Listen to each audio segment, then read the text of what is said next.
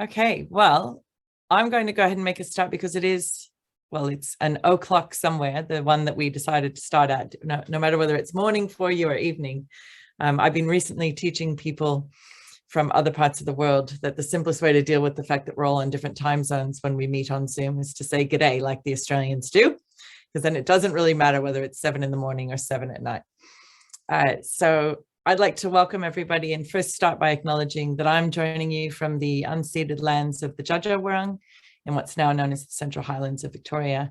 And I'd like to pay my respects to elders past and present and acknowledge not only that land wasn't ever ceded, but there's ongoing care for country here by the Jara. And I'm really grateful for all of the custodianship they've offered to this land for so long. If you could put your country, the country you're on, in the chat, we would appreciate that. We've been doing this for the last 2 and a bit years since we've started the solidarity sessions, and it's been really wonderful seeing people start to know the original names of country all over Australia now, instead of only knowing the one that you're on. So please share your country. This is, I don't know what number solidarity session we're up to. The Australian Food Sovereignty Alliance has been running these since the beginning of the pandemic. And we did this initially as a way to be able to still gather and build solidarity in our food sovereignty movements, build more solidarity across different organizations who are fighting for the same things, maybe in different ways. Maybe you're a climate change activist or anti-fracking activist, maybe you're a forest activist. But these sessions are about bringing all of us together who are working for a better world for everyone for many, many generations to come. And they've been so successful that even as we start to be able to gather in person again, we will continue with these events. Tonight, we actually are very excited or this morning, in the case of Chris, we're very excited to be welcoming Chris Smaje to our session, who is a farmer himself and also the author of A Small Farm Future, which are making the case for a society built around local economies, self-provisioning, agricultural diversity, and a shared earth. It's a very long subtitle, but it's a brilliant read, and we're going to get into the guts of some of what Chris has written about there. Just before we get started, though, I'd like to just briefly do the housekeeping. So if you have the bandwidth for it, we love it if people turn their cameras on, because it's so much nicer for people who are talking to be able to see reactions from those on the other side. Of course, if you're really not dressed, don't turn your camera on. That's great. If you for other reasons don't want to, that's also fine. But if you can, it's great. Hi, Fred, Katie, nice to see you. The other thing, we already said we're recording this session and it will be played later. We do ask that you keep your mics on mute, of course, unless you're speaking. The idea is that Chris and I will have a bit of a conversation for the first 20 or at most 30 minutes, but you are welcome to start asking questions from very early on in the piece. And then the second half of the session is intended very much for you to be able to raise ideas that you've thought of while we were talking, or that Chris has brought up from his book. Or you have questions that you think, oh, he hasn't answered that, or I still need to know what he really thinks about capitalism. So whatever questions you have, just either pop them in the chat or raise your hand and you can ask them in voice, whichever suits you. So I'm going to start by asking Chris first to ground himself, to show us his patch of the world that he's tending. So that we can get a sense of where he is and what he does, as well as write very interesting and insightful things about farming. Chris, can you show us a bit of where you are, please? Sure, yeah, thanks. And thanks very much for inviting me to the session. Sorry, we had to postpone it. I've been ill for a week and I still have a bit of a cough. So excuse me if I mute myself and sort of get into a coughing fit. At least being online, it's not quite as bad as if we were in a room together. Yeah, let me, I've just got a few slides just to show you my whereabouts. Let's go back here. Actually, that's the start. Sorry, a bit of a publicity puff for my book there.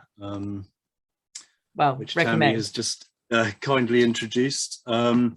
Yeah, so just so here's the British Isles that I'm sure you're aware of, nestled on the western edge of Europe, although we like to pretend we're somewhere else altogether these days. And it's kind of interesting hearing your intro in terms of the traditional lands and country where you are, because you know, one big issue in Britain in recent years has been sort of trying to pretend that we're not part of all these kind of complex historical relationships in Europe where we're based, and sort of trying to make trade deals with Australia and so on as a kind of alternative to engaging with the more complex historical relationships of our place, which I think is creating all sorts of problems for us. So you know, maybe that's something we can talk about the way that you know, the kind of political and agricultural systems that we're part of very much try and abstract from locality and place, and that's part of the problem that we're in.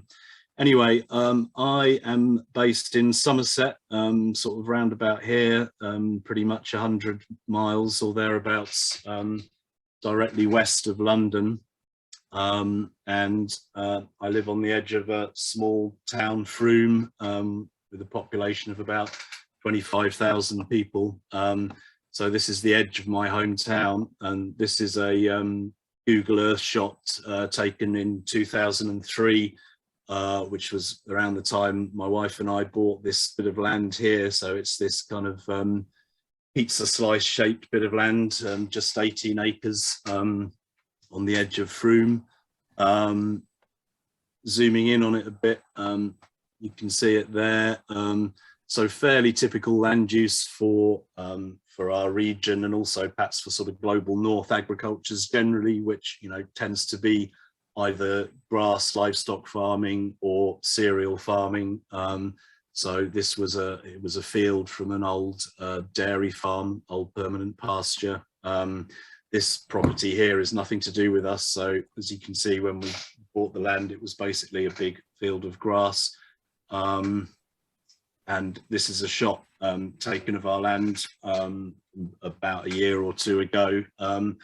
I don't like to present myself as or my farm as kind of exemplary or sort of expert in any particular way. It's very much been a sort of learning process, sort of seat of our pants kind of stuff from a, you know, somewhat amateur kind of perspective. But I suppose what I would argue is that the sorts of things we've done, I think, are things we need to think about more carefully than generally we do in global north agricultures, that you know, we tend to kind of export the responsibility for you know, for taking care of our local needs to wherever in the world, you know, it's easiest to generate whatever it is, whether it's sort of meat, cereals, timber, whatever.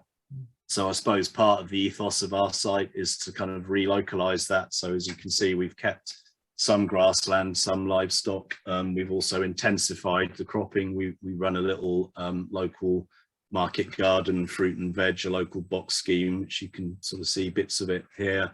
Some perennials, nuts, nut and fruit orchards, and also quite a big emphasis on people, partly ourselves. We built this house here only a few years ago. Actually, it's taken us a long time to sort of get fully on site. So I'm talking to you from this little spot here. Yeah, various types of different sorts of people, different sorts of community interaction on the site. So, I mean, hopefully that just gives us a sense of who we are and where we're at. And so, yeah, I was the main grower for the market garden. These days, I've got a bit chained to the study and the word processor. But you know, we have sort of quite interesting programs of people on site doing different things. So that's part of my day-to-day life as well. Yeah, that's pretty much it. I think let's just sort of launch into some discussion. So I'll stop sharing there. But that's great, Chris. Thanks so much for showing. I mean, what a transformation of the land. And as you say, none of the small-scale farmers I've known in this last couple of decades paint themselves as the be-all and end-all of farming, but and usually talk about making more mistakes than successes in many cases, because it is an endlessly challenging and uncertain sort of work, isn't it? But certainly looking at those, just the trees and the cover and the productivity on that land, it's beautiful. Nice to see. Now, I wanted to start with a question, kind of a framing of, a small farm future, because we could ask a bit of the why do we need a small farm future? But I want to go back more to an approach you take in the book, which is about what you describe as an inevitability of a small farm future. And I found that particularly compelling in the book, partially because I take the desirability approach. I'm always on the, we need a small farm future. It's the beautiful future that we're searching for, and I'm the optimist pushing it.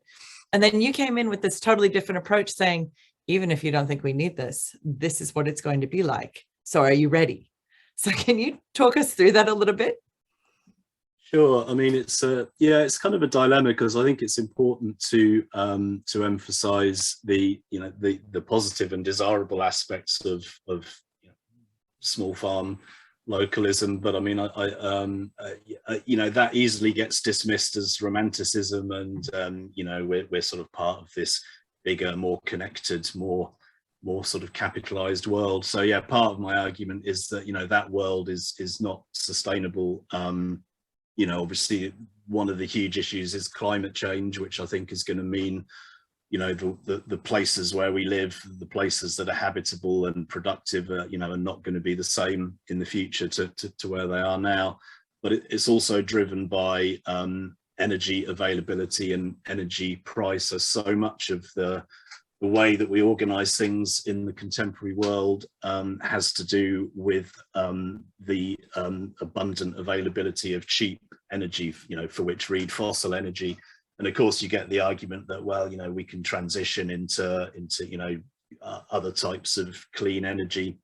I mean, my reading of that is that is unlikely. We're going to have to get used to a world, even if we do transition to, whatever your clean energy technology of choice is, ultimately, they're not really a substitute for fossil energy to the degree of abundance and cost that we've become used to. So we're looking at a lower energy world, which means a more local world, which means generating our livelihoods and all the things we need more locally than we've become accustomed to, which I think is a good thing, but is going to be a huge transformation.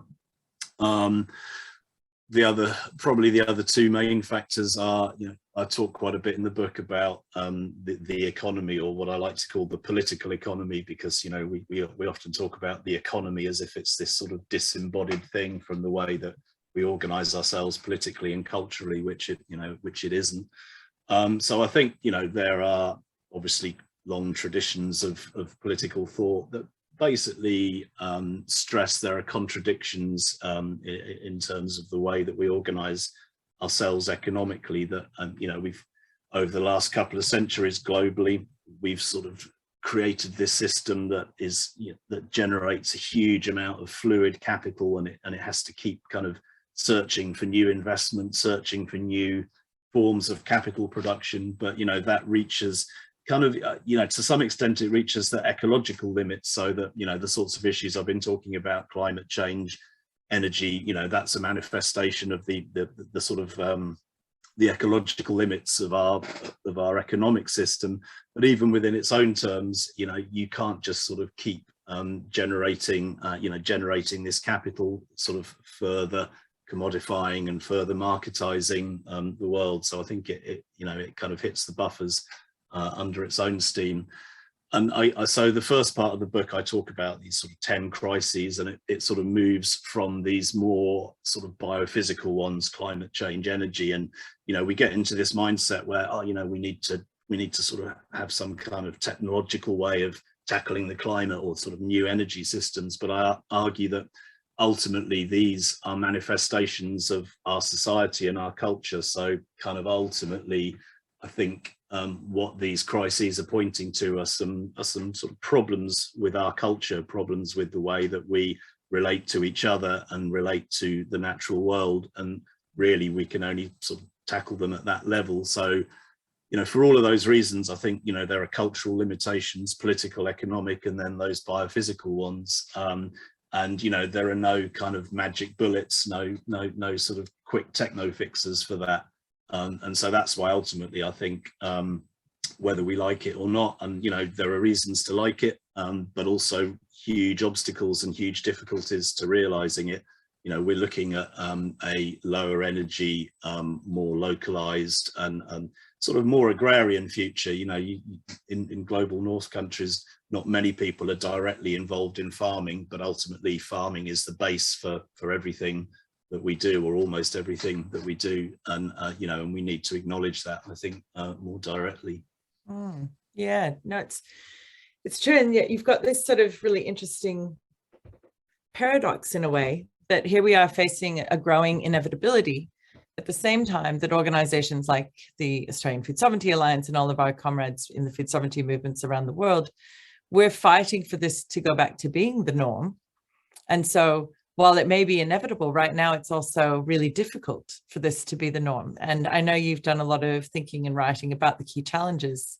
And I wonder if you want to, like, if this is a transition that's going to be inevitable and needed. So what do you see are the key challenges we need to deal with to get there?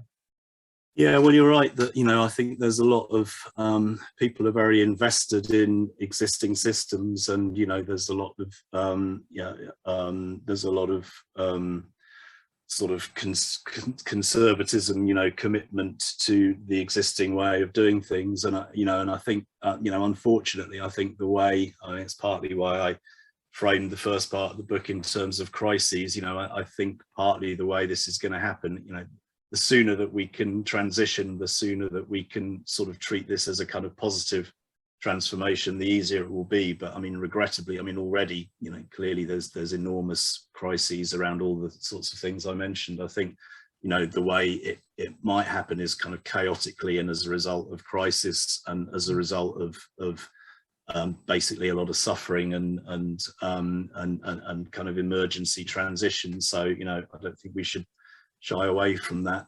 But yeah, I mean, I think the obstacles are numerous, but I think to some extent they are obstacles in the imagination, in our culture. We've you know, increasingly I think, and I talk about it a bit in the book, that we're kind of prisoners of this 18th century economic philosophy, that if we all kind of selfishly get as rich as we possibly can, and if we all concentrate very, very narrowly on what, you know, as either individuals or as countries, as regions, if we all focus on what we're best at doing, then somehow there's this kind of market mechanism that sort of equalizes it all and makes us all better off. And despite, you know, centuries of evidence to the contrary, you know, we're kind of still invested in that idea, and that, to my mind, is the biggest obstacle. So you know, there's been long, you know, there have long been arguments, counter arguments about the need to invest, you know, more kind of human based, you know, more based around community, around sort of collective commitment, around sort of love ultimately. And they always sort of seem you know, romantic and naive. And so, you know, I think that in some ways is the biggest obstacle, to say, no, you know, this isn't some kind of sort of nice sentimental fantasy. You know, this is, you know, we have to create these forms of community interaction, community self-reliance, and you know, that's difficult in itself. You know, that there is a danger, I think, of you know, being you know, you can paint that in too simplistic colors and sort of assume that everyone's sort of gonna get on locally, and which again is why, you know, in your context, so important, I think, to acknowledge that, you know, the traditional custodians of the land and sort of long and bitter colonial histories by which, you know, globally there is always local conflict, there is always you know, histories of conflict over land use. So we have to kind of embrace that. But ultimately it's about creating local connection and sort of transcending this notion that generating capital, cheap energy, that all these ways of kind of buying ourselves out of really facing how we need to create livelihood locally is ultimately going to succeed. So if we take the first really obvious barrier to that, I mean, we know amongst the people who come to these sessions, there are people who who want to help with making this small farm future a reality. Let's go through some of that list, shall we? So what about access to land? Like we see right now, I'm sure you're seeing the same in the UK, but we've got land prices have been going up for a very long time anyway, but since the pandemic, they're just out of control. We have one town near me that's gone up 91% in the last 5 years. It's extraordinary. And so, you know, my own son was sitting at the dinner table with his grandparents the other night saying, I'll never own land. And they're, oh, it was hard for us too, I was told, but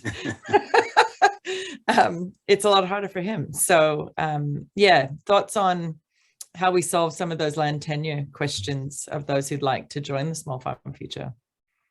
Yeah, I mean, I think obviously every place is different, and the argument in my book is quite a general one, and what I've hoped and what already has happened to some extent is people have sort of coloured that in terms of kind of local histories of access to land, and that is really fascinating. But I think there is a sort of wider generic process that kind of connects back to the sort of stuff that I was saying about the overall political economy, and that's essentially that the global economic system that we've created over the last few centuries.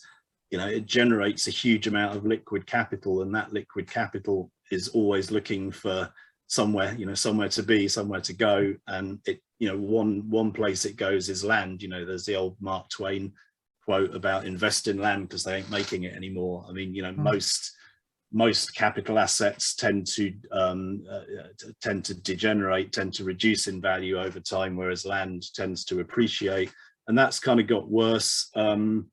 I think for various reasons, partly the sort of global financialization that's happened in the sort of basically in the time I've been alive, has made capital that much more fluid and that much more concentrated in the hands of a few, and so that affects land prices.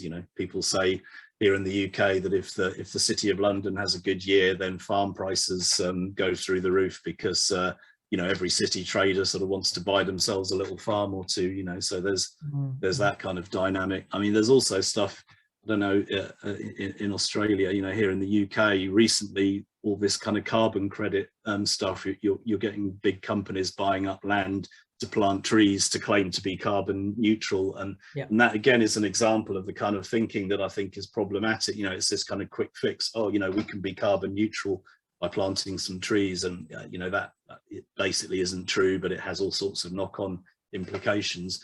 But I think one of the things is that in the last couple of 100 years in the global north, access to land hasn't been such a big deal for people because we've had these kind of urban industrial systems where being a landowner isn't necessarily a route to wealth, whereas historically the people that control the land, they have been the people that control society ultimately, and I think that's going to be again reality in the future.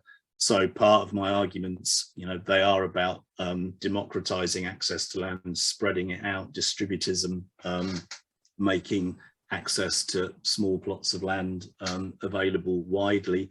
But of course, that kind of cuts against the entire drift of the larger system. And I mean, ultimately, I think that is going to have to be a political fight. Land reform, is I think going to be the key political fight of the generation to come. And as you say, it's becoming more and more obvious to young people that they are frozen out of secure access to land, and I don't think there's any way of dodging the fact that that is going to be a big political fight, and it's a little bit repressed at the moment because we're still not in this general mindset that farming, access to farmland, that's not necessarily still regarded as the wave of the future. But certainly in the 20 odd years I've been involved in alternative agriculture, or whatever you want to call it, there's more and more motivated young people I've noticed sort of getting involved, switching on to issues about food and environment. And so that is I think the critical political movement of our time is to is to try and sort of get on top of that tendency of liquid capital to inflate land values and lock people out of access to land. You know, it has to change, and it's going to have to change politically.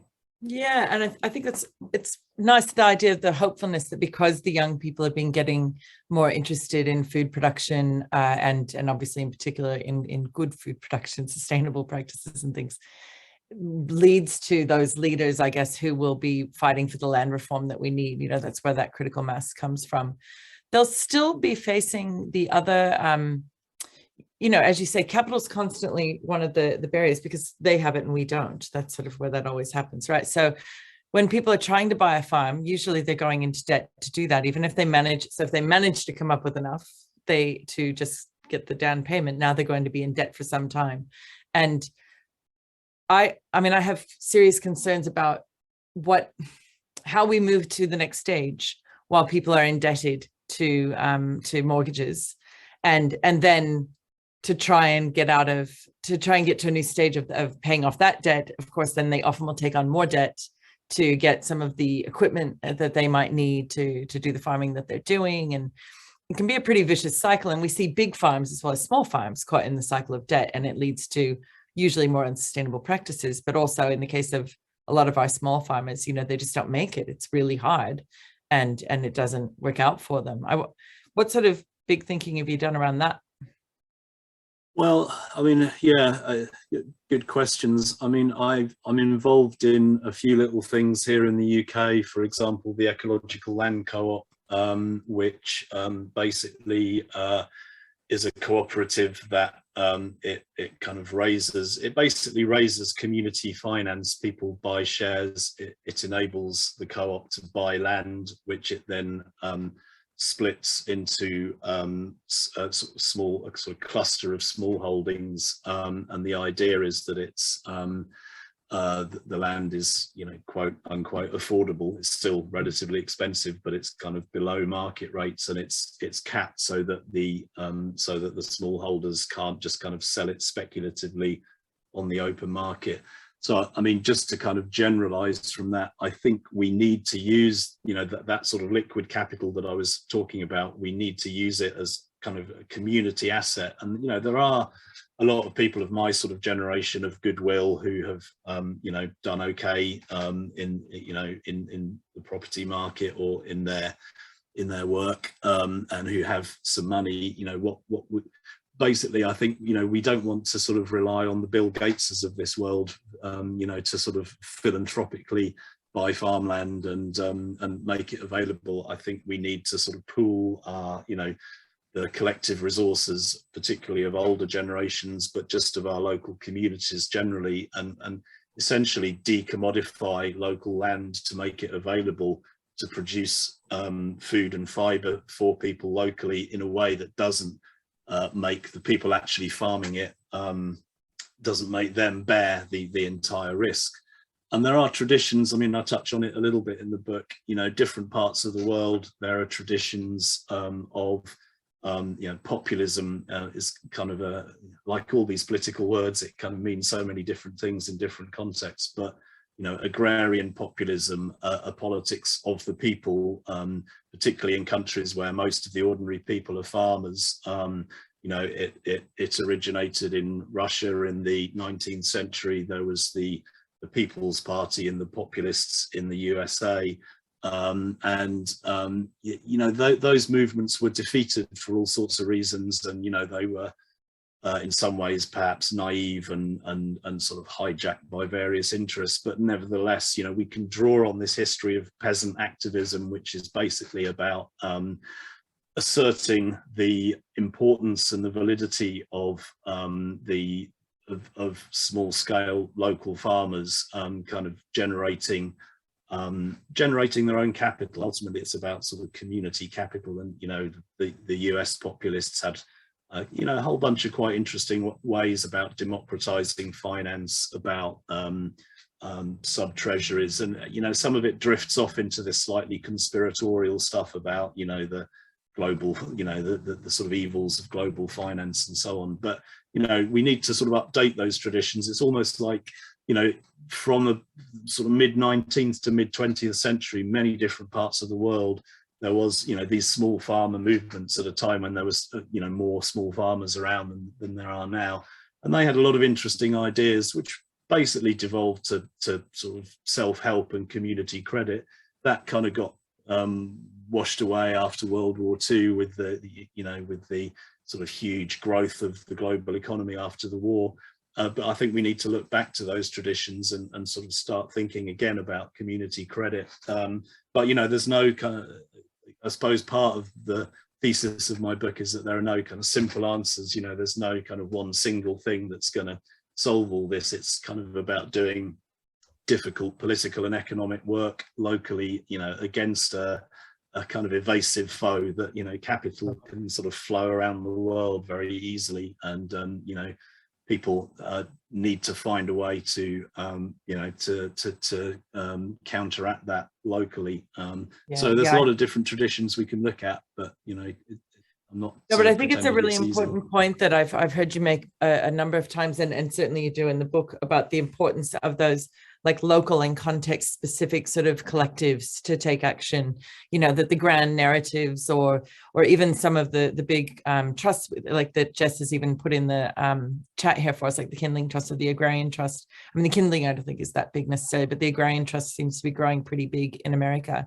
And the question is that the way we deal with land tenure, or should it be more of some of these localized solutions like you're talking about with the ecological land co-op? That's really, that's super interesting. I'm part of a community water bank here in Australia that is doing something similar, where they're either being gifted or now have raised a little bit of money to buy some water rights so that they can be then sold to small scale and mostly refugee farmers up on the Murray at below normal costs.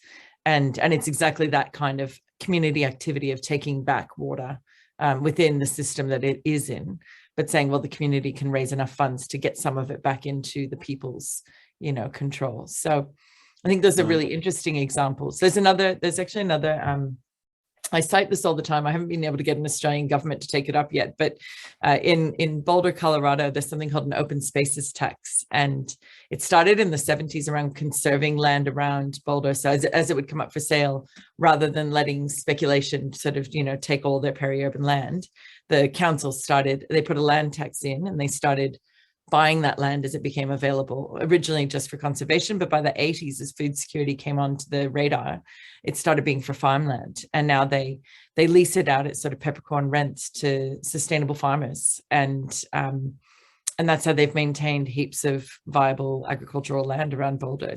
They were always very progressive, but that's years and years ago. And I think more sort of councils should be taking that sort of approach as well. Another way to maintain this access to land.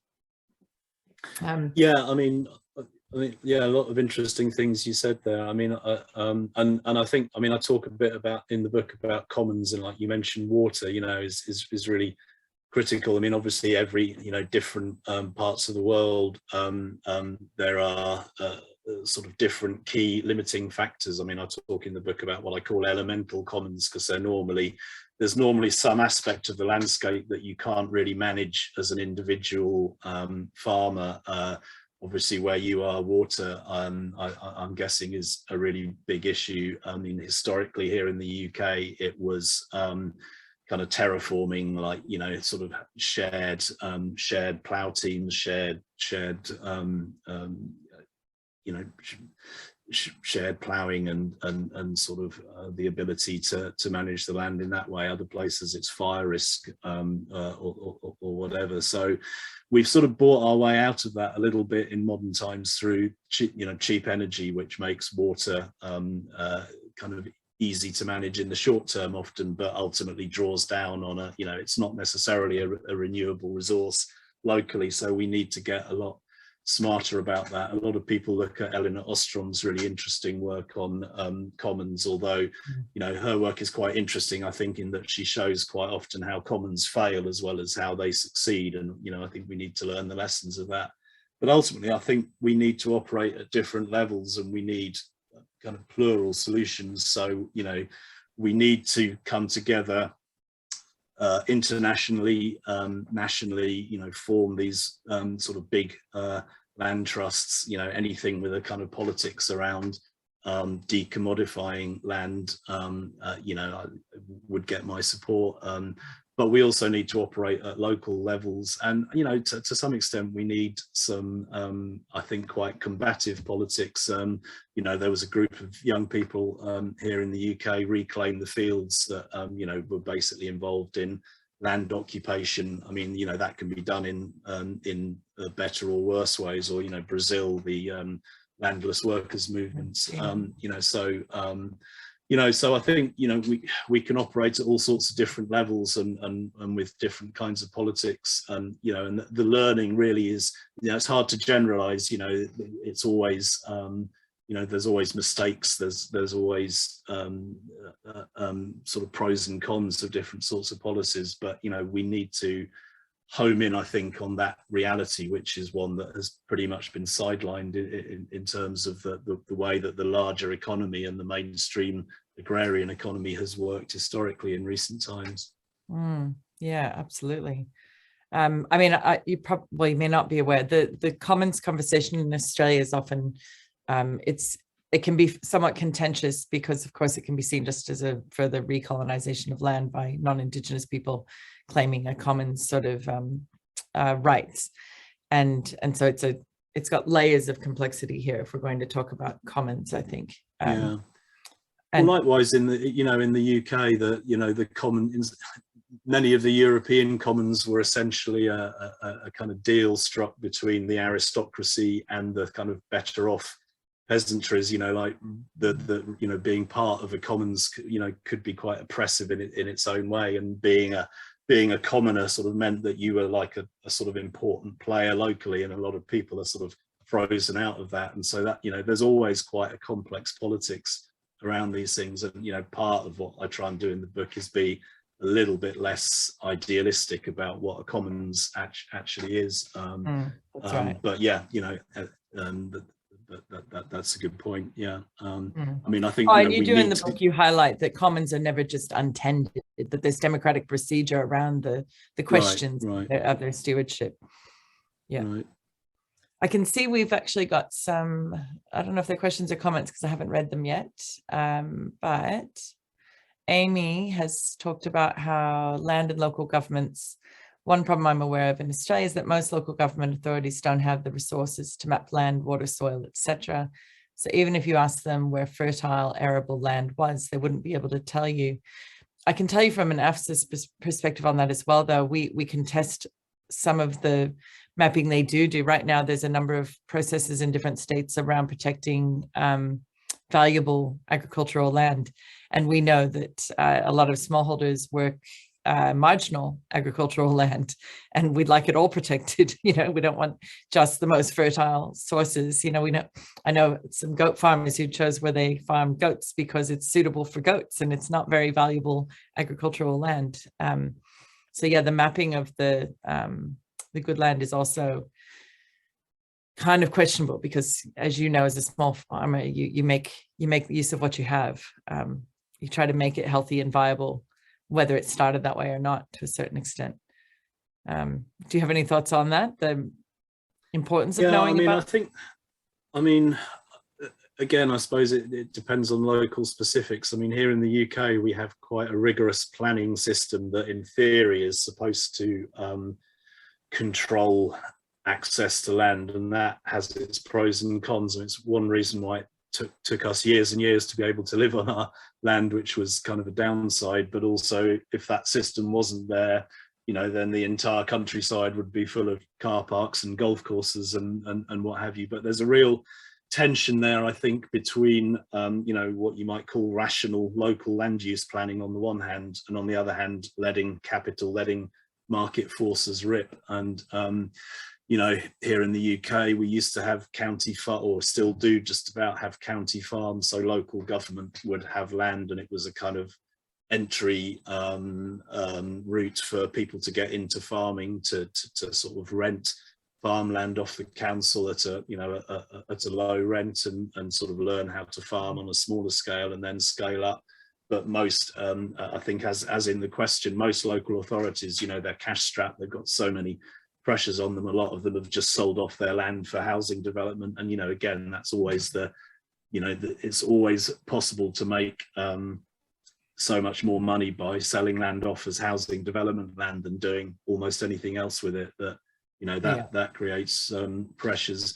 But I think that that process, I think it's good to endorse that process of local democratic control and like being thoughtful and careful about what sort of land you do have locally. Then of course you get into the micro politics of who's on the city council, whose interests are in play here. And here in Frome we've got an independent town council that has managed to get itself elected through 3 electoral cycles and has sort of stepped back from the normal party politics of it's kind of ridiculous that small local politics is still with the Labour Party, the Conservative Party, and it's made real attempts to kind of reach out in terms of different communities and constituencies locally, but and I think it's done a good job, but it's always difficult, but again, that's where we have to get back to these kind of difficult local conversations and try and ramp up the democracy and hearing different voices locally, but certainly having some sense of urgency in terms of, well, actually we need this land locally, we need to manage our water, we need to manage our land to produce the food and fibre that we need. The more we get into that mindset, I'm not saying that solves the problems in and of itself, but it certainly kind of concentrates the mind politically. Yeah, I think I know you write in the book too about land sparing arguments, and just to highlight, we know from the global level, like the global biodiversity framework right now, we're fighting a battle around them wanting to lock up 30% of the world's land by 2030 and not allow the traditional kind of custodianship by Indigenous peoples and local communities. And at a very local example of, and actually, sorry, one of the most egregious examples of that is playing out with the Maasai right now in Tanzania and Kenya, and the loss of their traditional lands in the Serengeti, and that's actually not only locking people who've been there and looking after that land for a very long time and provisioning themselves from that land for a very long time. It's seeking to completely, well, it already is relocating many of those people, and it's in the name largely of ecotourism. So, at the same time, you have these big safari sort of things in the eco hotels or whatever they are, so that it's going to be there for capitalist, extraction at the same time as keeping the traditional peoples out. At a more local level that people probably here could relate to more, we're seeing land being transformed from the farming zone to rural conservation or rural living. Now, rural living is pretty much just your lifestyle is, but rural conservation is usually, the argument is made that it's to preserve biodiversity and intact ecosystems, and that agriculture is like opposite to, healthy ecosystems. And these are battles we're seeing more and more and more around all of our smaller towns around Australia. And that has obviously a material impact on the potential growth of a small farm future, especially in peri-urban areas. And I'm sure you're seeing that over there. And I know you have views on land sparing arguments generally. But again, taking that kind of localist approach, what would you say? Like, how are these battles best going to be won, I suppose? Yeah, good question. I mean, I think, the way you've just framed it, that sort of captures my views as well, that there's this, again, it's this kind of ethos of separation. It's the land sparing argument is basically, let the sort of all the kind of, highest tech, most chemical intensive farming rip on as small an area as possible. And then, we can have wonderful nature and wildlife everywhere else. And as you said, that that tends to exclude people, particularly sort of indigenous, however you want to define that, local people. And there's a whole history of kind of saying, oh, look at the way these traditional pastoralists, they've made a mess of this, this bioregion. It's a really unsustainable form of practice, and then the sort of thinking and the scholarship develops, and then all of a sudden it's oh, actually the way they're doing this is actually pretty well keyed to to the local ecology we hadn't realized, and you get the same as that. I think here partly my pictures of our farm, I guess you sort of get the notion that we shouldn't really have trees in and mixing forestry with agriculture. It's not very productive, and then it's like, oh, actually that's not such a bad idea after all. But part of it is, I suppose, it's harder to kind of when you have sort of multiple outputs that are hard to monetize, the sort of mainstream way of thinking can't really deal with that, and it can't really deal with the fact that people kind of want to be in place locally. And a key thing for me there is that it goes back to that kind of amplification of capital idea, that we sort of need to get beyond that. We need to sort of meet our needs locally and then stop. And one impetus to that is, I think, if you are operating in a local agricultural economy, you can sort of more easily see the damage that your practice is potentially creating. If you just go to the store and buy food, you've got no idea where it comes from, what labour conditions or what ecological conditions it was produced in. There's a whole kind of history of the modern world where we sort of think of the world as this sort of unexhaustible source, but always we're drawing down from probably parts of the world and from communities that we don't see. So we need to re-internalize that, to use the economic jargon. We need to sort of take on the burden of producing livelihood for ourselves and placing ourselves in the picture. And I think that implies a less imperialist attitude to to indigenous people in other places who've been doing that for for a long time. So I think the whole land sparing argument and this whole idea that sort of conservation and wildlife is somehow separate from agriculture, which to be fair is that is increasingly a mainstream view, but I think there is an inherent contradiction between, that sort of non-localized, that sort of capitalized focus on, what the most immediately productive form of local agriculture is. The food sovereignty idea, which I think we have to hold on to here, is very different, which is that, how do we produce a sustainable ecological livelihood locally? That still hasn't kind of filtered through into that mainstream kind of land sparing debate. No, and actually there is a comment about, because I was listening to, I haven't read it properly, from Bruin, I think it is, but I actually want to follow on from what you were saying then as well, about kind of the difference between a peasant or a smallholder and I mean, if you use like Van der Plaag's terminology, so an entrepreneur for better or worse. And most people, I think, in our countries think entrepreneurialism is great and peasants are poor people they don't want to be. But if we're thinking in that degrowth mindset, and we're thinking about our relationship with an ecosystem that isn't just about extracting economic value from it, it's about, producing other forms of value. So in this small farm future, like how could we help smallholders think about what growth or degrowth means in their context, and how they can provision for themselves? Or AFSA produced a book a number of years ago called Farming Democracy, and in it, one of the writers, Fraser, a market gardener, talked about how he and his partner had arrived at what was enough. While others were telling them to strive for more, they had already worked out what was enough for them, and that's a very degrowth mentality, right? To approach it from that angle. So yeah. I know you have. Well, totally. I mean, that notion of enough, I think, is really critical, and that is a kind of peasant mindset that goes back to those sort of populist movements that I was mentioning. To the kind of horror of mainstream modern economists. Peasants will work until they have basically furnished what to them is a kind of adequate lifestyle, adequate to their needs, and then stop.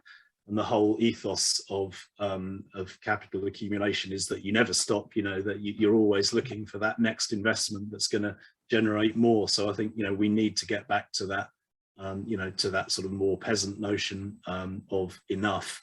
And the sort of entrepreneurial thing is interesting, because I mean that's an argument I get into a lot about the modern economy. Is the problem is, I mean, there are problems with money and monetization, but the problem is not necessarily so much about money or markets. You know, that's not really what capitalism is. To my mind, capitalism is about almost as implied by the name, it's about making the entire basis of society, of social reproduction, is about generating the best return on capital that you possibly can. So you get, you know, small local farmers, you know, as we do, we grow vegetables and sell them in local markets. We don't make very much money, but, you know, we make a bit of money, and we keep our input costs and our living costs relatively low, and, you know, and hopefully that, you know, there's a lot of positive spin-offs from that locally, and it, you know, it kind of keeps us ticking over in various ways. So that kind of small scale local market entrepreneurialism, you know, that isn't capitalism. That's not intrinsically problematic. I mean, you know, it can be problematic in various ways, but, you know, we need to sort of, I think, endorse that as being something that's very separate from this idea of sort of global circuits of very liquid capital that's kind of searching for wealth wherever it can. And, you know, and as we were saying earlier, part of that is searching for wealth in terms of land acquisition, that then makes it harder for you know, for that more localized entrepreneurialism, which is geared to meeting people's needs ultimately. You know, I guess part of the book is a plea for horticulture rather than agriculture. You know, it's a plea for diversity. You know, we need to eat more fresh fruit and veg, and a bit less kind of cereals and industrially produced meat. You know, those are things that are produced through these kind of big circuits of capital. But what, you know, basically it's about sort of looking to, you know, partly reaching out to sort of amateur, you know, backyard gardening, you know, sort of that whole continuum locally. So I'm sorry, I've slightly lost the thread of your original question. It was No, it's good. Oh, it was about enough. Well, that's it. You know, a backyard gardener, you know, you sort of, that kind of expresses the ethos in a way, is that, you know, you don't sort of say, oh, well, you know, I grew some potatoes and beans and squash last year. You know, that was good. It sort of, you know, it kind of put food on the table. You know, I know next year I'll grow, you know, twice as much potatoes. You know, you don't need to, you know, you kind of, you have to, you know, we have to set these ecological limits locally in accordance with some notion of need, not some sort of, you know, big abstract economic driver to produce more. Absolutely. Yeah. And I think it's such an important distinction about what the small farmer is doing that's different to the globalized corporate, especially agriculture. But that it's also an important point. I hate the word entrepreneur, to be honest, but I agree with you that there's like an innovative spirit. There's a creativity in small scale farmers that is not nobody's trying to say is a bad thing. It's just something quite different from globalized capitalism. I think I did try to read Browan's comment, and it's more of a comment, but hang on, he's got to put another thing here. I agree with the point about markets and entrepreneurialism. Capitalism is a particular institutionalization of market relations, which is why it is so misleading to damn capitalists for their profit taking. To take profit is not to be capitalist. I mean, I think that you've probably had so many semantic arguments in the threads after your blog posts on these issues, haven't you? I just think of that so much in terms of like extraction of surplus value from other people's labor for your own profit, for off-farm kind of things. So I think I talk about it a bit in the book, and I think we've you know, I mentioned earlier, I think we've got stuck in this 18th century sort of mindset. And, you know, when the likes of Adam Smith was writing, you can imagine a kind of aristocratic society where the lords and the landowners, you know, they own all the land, and so the entrepreneurialism in that context is quite potentially a positive thing, because it's like, you know, it's like taking some power from, you know, from the big historic landowners, but we still have this kind of slightly romantic 18th century notion of capitalism as a sort of plucky entrepreneur who's you know, has an idea and sort of makes some money and it benefits everyone. Whereas, you know, increasingly, I mean, you still get that a bit in some frontier, you know, like in sort of electronic tech and so on. You know, you get someone like Bill Gates, and it becomes a bit of a mythology, you know, someone like Bill Gates in his student dorm room sort of inventing this new operating system, and it's that kind of plucky entrepreneur idea. But really, you know, ever since certainly the 19th century globally, really capitalism has all, you know, going right back to you know, sort of Atlantic slave systems and so on, plantation produce, you know, the horrific exploitation that went on in that. It's always been about states and kind of big scale entrepreneurs creating corporate global monopolies. You know, it's always basically been about that. And we, you know, that's a kind of slightly, you know, it's a slightly less appealing story to tell about capitalism, but it's kind of how it's worked historically. So, you know, it's kind of detaching that sort of plucky local entrepreneur. I mean, I agree with you that, you know, entrepreneur is problematic in numerous ways, but the idea of producing something, he likes the word entrepreneur, so I'd like to hear why. But I actually also, sorry, Bruin said that his question is actually earlier on about the implications of your analysis for manufacture, and I wonder, Bruin, if you wouldn't like to just turn your sound on or your camera and ask it directly of Chris, because I'd be interested to hear what it is you're trying to get at there on. Yeah, thanks, Chris. As I observe in my question, I've actually read your book in the context of a reading group on Marxism and the environment, the Red-Green Reading Group. And we were, of course, discussing issues about not just agriculture, but production in general.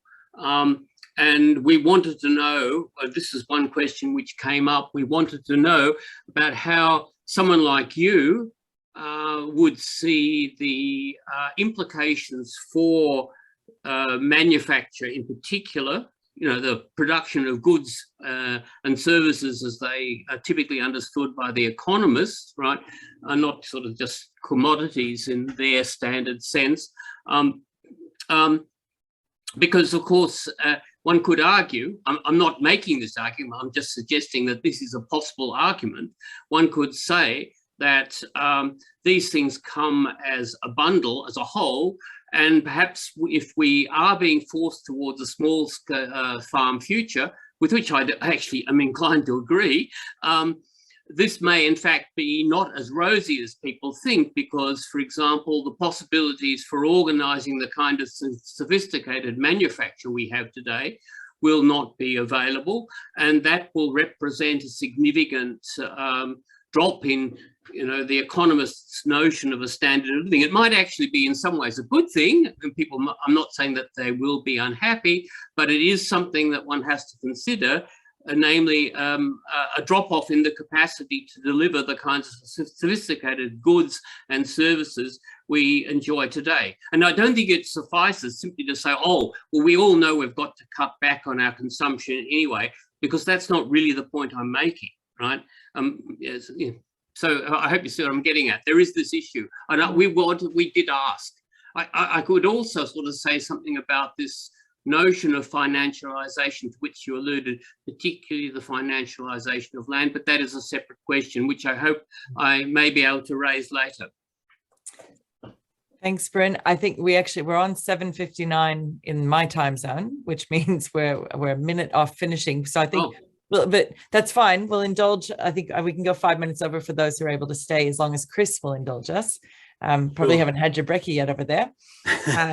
But I know you have some responses to this concern because I've read some of them. And also, Jess, if you want to drop the link for Small Farm Future blog, Chris's blog, into the chat, because he rehearses some of these arguments already there with others. So yeah, Chris, sorry, over to you. Yeah, I mean, it's a good question, and I certainly don't want to